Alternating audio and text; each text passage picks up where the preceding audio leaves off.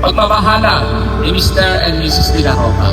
At sa oras po ito, hingi natin ang gabay at pagpapala ng Diyos. Sandali tayo manalangin. Dakilang Diyos, salamat po.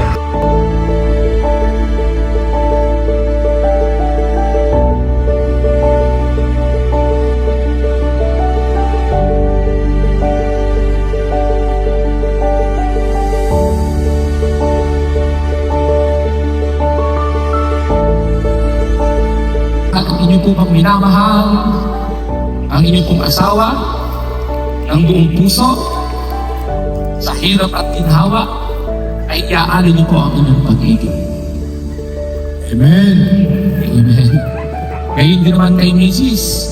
De La Roca, si Mamang, inyo po bang ipinapahayag sa kapulungan ito at sa harapan ng Diyos ang inyong pag-ibig at siya po yung pagtsatsagaan? Mamahalin, hindi magbabago ang inyong pag-ibig. Amen. Amen.